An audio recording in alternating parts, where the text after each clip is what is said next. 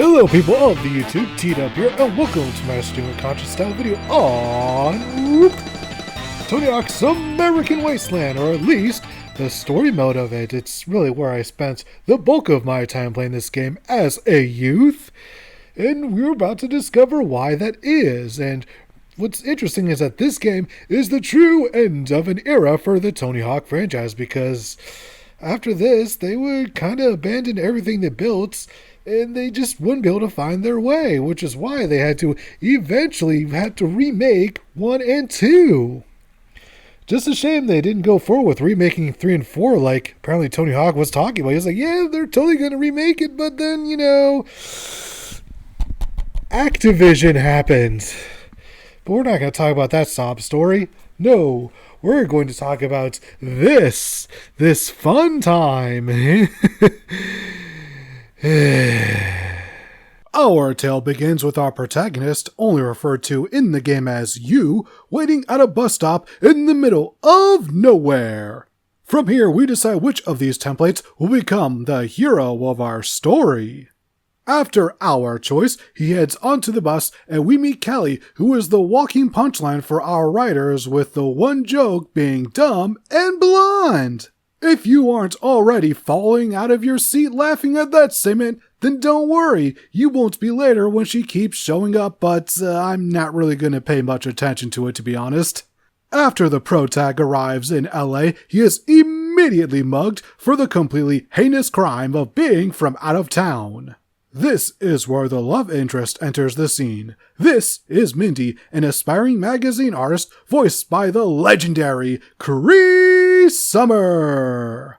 It should be noted that the protag is voiced by Will Friedle, so yeah, a nice little Batman Beyond reunion. Mindy decides that Billy, yes, that's what I'm calling him from now on, to dress more local, so we change up his look, and I agree, this is a massive improvement. Afterwards, she introduces him to some local skaters who only exist to teach the player basic moves. Following that, we beat the mugger in a square attack challenge, followed by a good old-fashioned thwacking with a skateboard. Mindy then shows off her art, and Billy is all, damn, this stuff is lit, and decides that he needs to skate at the location she sketched. But Ozer McNoserton, some protesters are blocking the path forward, so whatever will we do? Easy, drop a motherfucking T-Rex on their bitch asses.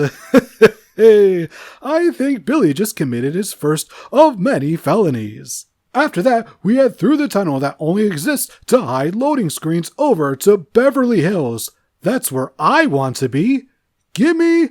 It's here where we meet some more of the main cast. First up is Murphy, who has connections all over the city. Next is Boone, who is bald, ballsy, and a little bit angry. And lastly is Useless Dave, aka the holder of all useless information, aka a nerd,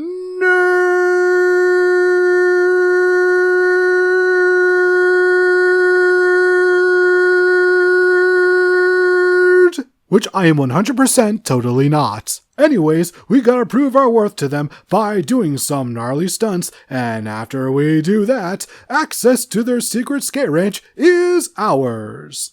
But before we can do that, we got more tutorials, but this time it's from the Skate Club, an anti-capitalist group of skaters. Sounds pretty based. After that, we impress the trio and head over to the ranch, and we meet the owner, Iggy Van Zant, who has Billy take his dog for a walk, as well as gather some wood for his half-pipe. To do this, the player just has to hold on to the dog's tail as he runs from the ranch to Beverly Hills, then Hollywood. It's here where we just thwack some signs and boom! Wood is ours! I have to note how much I love comic book style cutscenes.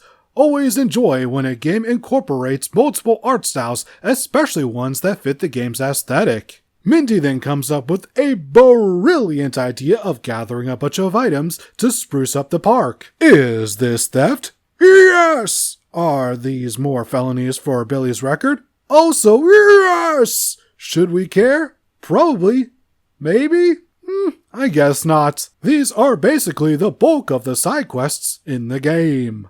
I should note that American Wasteland is kind of an open world game, but because it's the 2000s and this game was made for the PS2, that sort of genre hadn't really been codified like modern iterations of the genre. For instance, there are optional side stuffs like doing graffiti challenges for a street artist and learning BMX tricks that will both earn you some money. Except later in the game, you will have to do at least 3 graffiti challenges per zone, and I think somewhere around like 5 BMX challenges in order to progress. Yeah, not the best design, but remember, still relatively new territory, especially for these developers, so I'll cut them just a teeny tiny little bit of slack in this department. Getting back on track, the way to downtown is closed, so whatever are we to do? Obviously help this guy commit a big ol' heaping felony. Yeah, I'm sure this is worth it.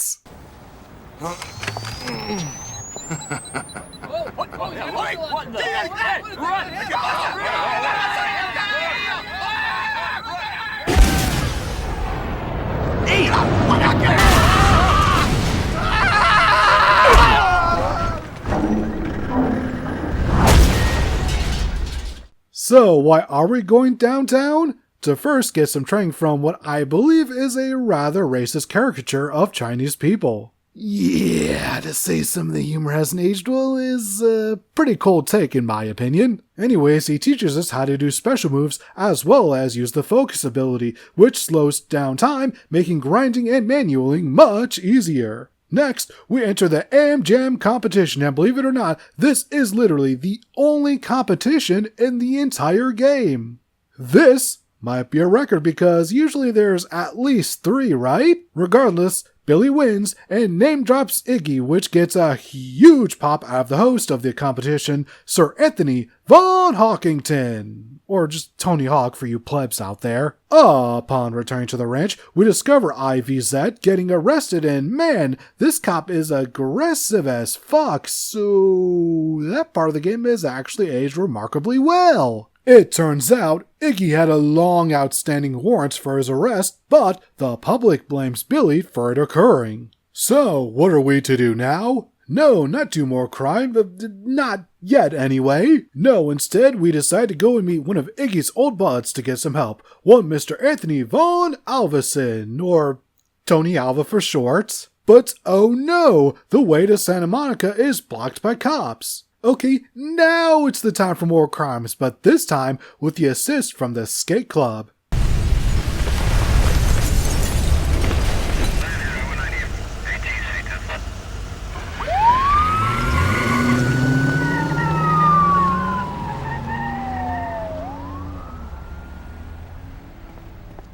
I gotta be honest, I have no idea why the way to Santa Monica is through a parking garage, but then again, I've never been to LA, so what do I know? But before that, we gotta beat some of the best members of the skate club in a flatland competition.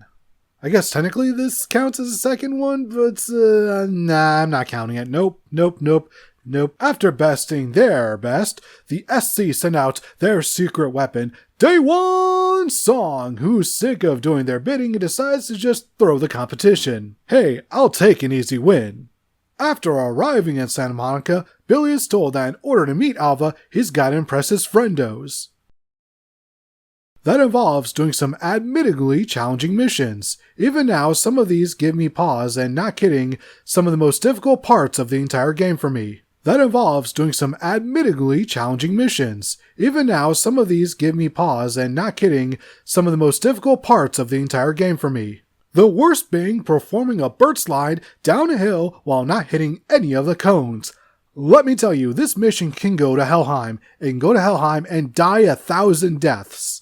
After finishing the challenge, Billy informs him that Iggy has been locked up, but Tony is all, yeah, must be a day that ends in Y. And he also shows Billy a photo of their old skate joint, Green Pipes Point, and Billy is all, This is the skate ranch! And Tony responds by telling us to go to an oil rig to enlist a construction worker by the name of Mega to dig it up. But in order to reach the rig, we need to get to a boat. And how do we reach the boat, guys, gals, and non-binary pals? You guessed it, felony, baby!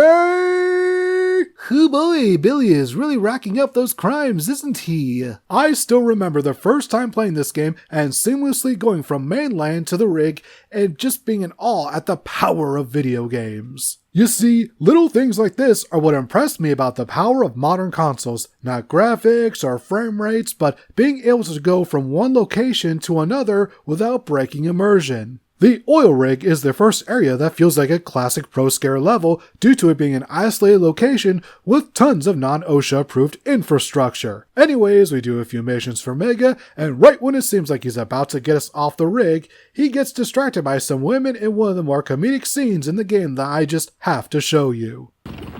Mega! Get back here! You stupid! I'm gonna...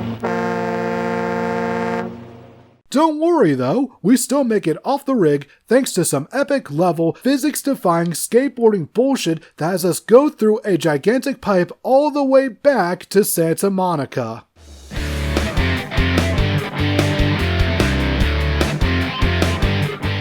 From here, we head back to the ranch and help Mega loosen up the crane a bit in a mission that is probably not too fun for those who have any sort of fear of heights, which I totally 100% do not have. Mindy then informs Billy that Boone, remember the bald guy from before, got into a fight with a Cholo gang and we need to rescue him. In order to do that, we'll need a tattoo as well as those graffiti and BMX requirements I was talking about earlier. This is because the gang, known as the Black Widows, have us do missions which involve those things. Overall, they aren't too bad, although tagging spots was a bit of a pain due to a rival graffiti artist constantly overtaking your tags.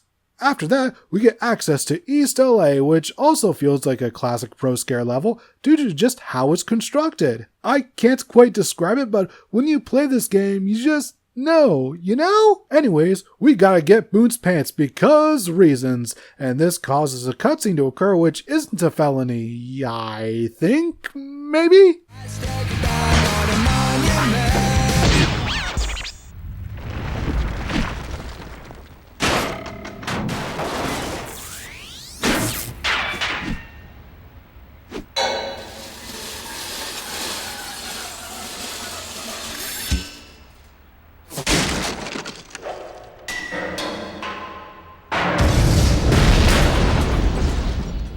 Billy then busts Boone out of his pipe, and it's back to the ranch once again. Now we gotta stop another construction worker from stopping Mega, and this is another relatively challenging mission. Per mayhaps, it's due to the first person aiming on the PS2 not being the best, but still, not exactly a walk in the park regardless. After that, we have to deliver weed to a worker's boss. No really, listen!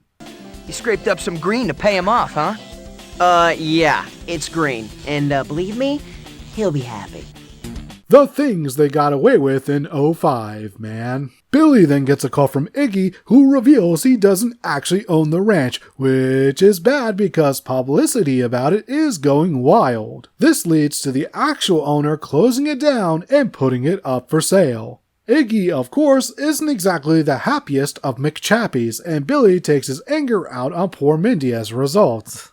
However, before Billy can apologize, Dave pulls him aside for a plan devised by Murphy to get a bunch of pros in a video to sell it to buy back the ranch. Abe Boone, who knows cells falling from the sky, is down for it, so what have we got to lose? The next part is just the player meeting a bunch of pros and doing some fun challenges for them. Nothing bad, but nothing that really pushes the plot forward.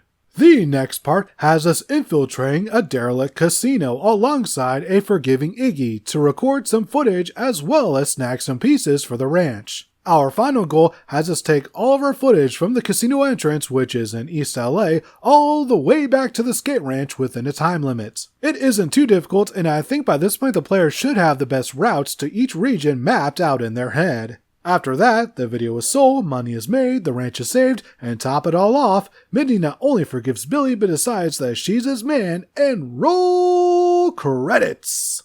Overall, it's definitely one of the more unique takes on a skating story. Instead of the usual rags to riches narrative, we have one where the protagonist just wants to find a place to belong. A classic found family type of story that has become quite common in modern media, but for a reason.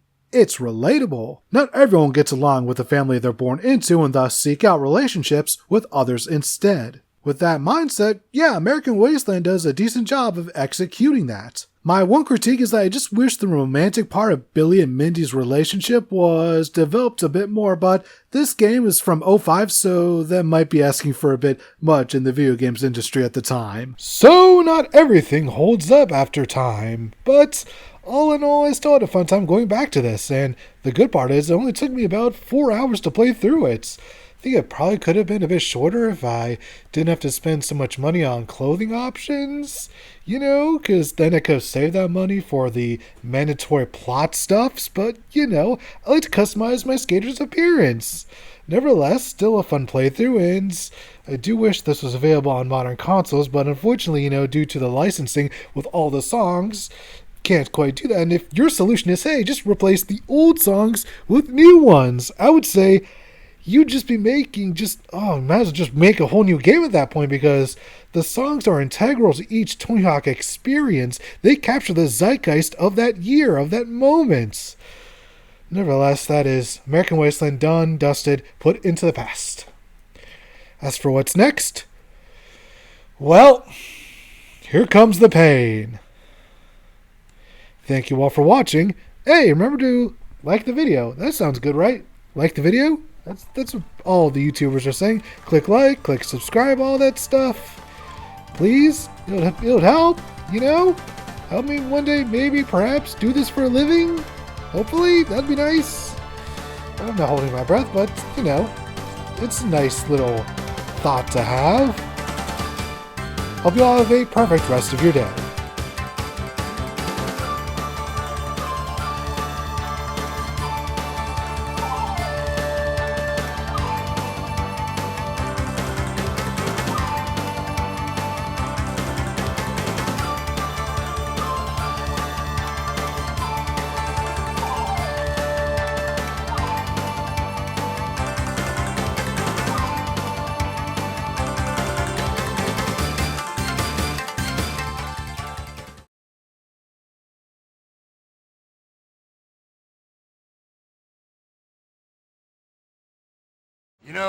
Life on the rig gets a bit lonely sometimes.